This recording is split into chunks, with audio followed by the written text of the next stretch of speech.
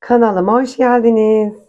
Bugün sizlerle mangal yapacağız fırında. Mangalda yapacaktık dışarıda ama yağmurlu hava olduğu için fırına döndük. Malzemelerimiz baharatlarımız ve salçamız. 3 diş sarımsağımızı rendeledik, hazırladık ve karıştırma kabımızın içine kanatlarımızı alıyoruz, döküyoruz ve bir tatlı kaşığı salçamızı ilave ediyoruz. 3 diş rendelenmiş sarımsağımızı koyuyoruz ve arzuya göre baharatlarımız ve yarım çay bardağı olmayacak şekilde biraz daha aşağıda yağ koyuyoruz içine ve bunları harmanlıyoruz elimizle.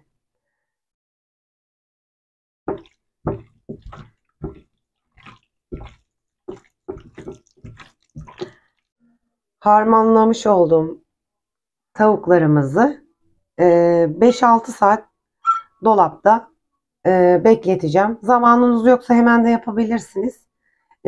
Baharatları daha iyi içine alabilmek için. Akşamdan da yapabilirsiniz bu sosu. Yapıp kapatıp kapağını bu şekilde dolaba kaldırabiliriz. Kapatamıyorum. Tek elle yapamadım. Bu şekilde dolaba kaldıracağız.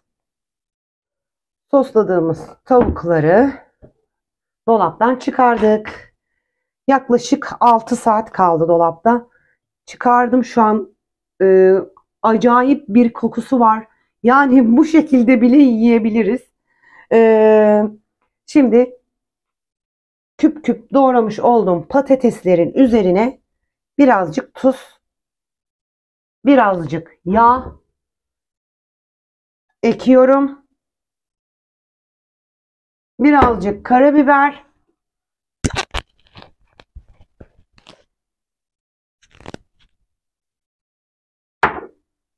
Birazcık da pul biber ve harmanlıyorum. Bunu da yanına koyacağım. Şimdi tavuklarımızı dizelim.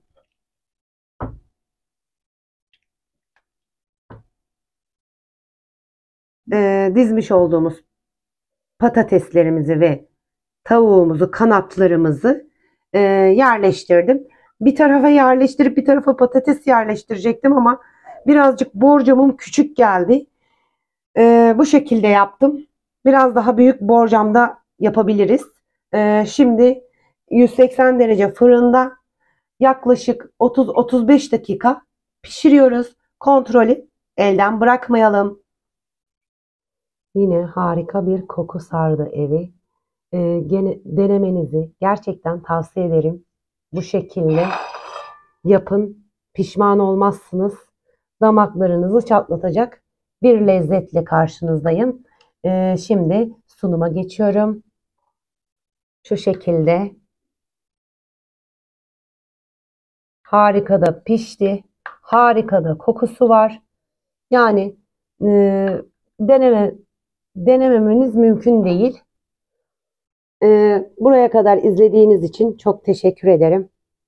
Kanalıma abone değilseniz abone olmanızı, yorum yazmanızı, like atmanızı rica ediyorum.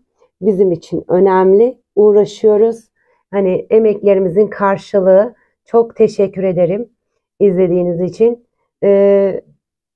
Fırında kanadımız, soslu kanadımız hazır. Deneyecek olanlara afiyet olsun. Bir dahaki videoda görüşmek üzere. Bay bay.